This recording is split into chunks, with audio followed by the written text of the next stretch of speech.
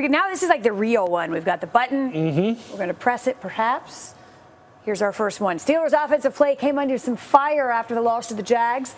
Offensive coordinator Todd Haley, he has a contract which has run out. Both Mike Tomlin and Ben Roethlisberger addressed Haley's future today. I would say they were non-committal at best. So are we panic or patient on the Ben Roethlisberger-Todd Haley relationship? But first, let's hear what they had to say. I'm gathering information on all relationships and things of that nature. That's what this assessment is about. So I'm not ready to state opinions about the nature of any of our relationships, whether I'm assessing it in terms of what transpired or what's going to transpire moving forward. I'm not willing to talk about anybody being in line for anything. I've yet to visit with Richard Mann, so that's where it starts for me. I don't have any control over the coaching staff, who's hired and fired, and I go play football, and I play for whoever I need to play for, coaching-wise. And I think that, the important thing is we've got a really good group here, and that includes coaches and players. I think we've got a special group, and the least amount of change, the better.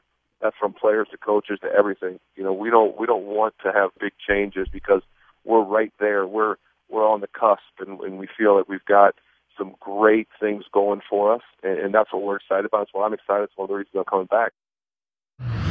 All right, again, we're talking about Todd Haley's future as the OC in Pittsburgh. That relationship, by the way, took a little while to get, they didn't get off to the most rip-roaring of starts, but eventually got on the same page. So panic or patience? Well, I'm going to go panic with this in the sense of trying to look at it through what Mike Tomlin's, viewpoint is here, because as you saw right there, he's very non-committal, and coaches who are non-committal like that, and you just try to read his body language, look, he needs to find out some answers as far as what is really going on between Ben and Todd Haley, what's really going on with this offense, and whether or not they're really set up from a total overall picture, set up in the way that he wants it to be set up in order for them to move forward here. There's no doubt they have great individual talent. There's no doubt that they scored enough points in this football game against the Jacksonville Jaguars to win the game.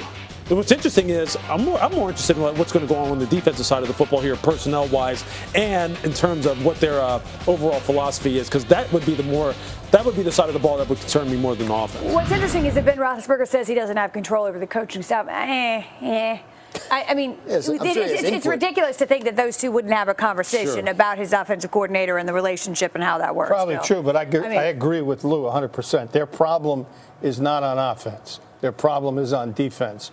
Sync, fit, personnel, all of that needs to be assessed. Well, you pin it twice. You can panic on that too. It's all right. Two panics. They got some more for the price of one. Roethlisberger's point about change for change's sake is a good one, right? I mean, if you are going to make a change there, what's it going to be, and how drastic is it going to be, and is that going to affect your ability to contend next year, which obviously the Steelers believe they can do? You score 42 points in a game, you expect to win when you're the Pittsburgh Steelers. Well, think about it. He threw 5 picks and lost. Then he threw 5 touchdowns and lost to the same team. Let's don't forget the loss of Ryan Shazier was critical to that team. Losing Ryan Shazier is the equivalent on defense to losing Big Ben on offense. Wow. When you put it like that, and obviously you saw it from the very first play of the game against Jacksonville. You saw what Jacksonville was going to do. We're going to run right where we think you're weak now. And they had no answer for it. And they were 8 out of 14 on third downs in that game. Obviously, a big problem there. And in the pivotal game against New England, who's there to cover Gronk in the fourth quarter? I just thought, as soon as you said that, I said, he's not there. Gronk's going to be, won't be an issue right now, I guess, but.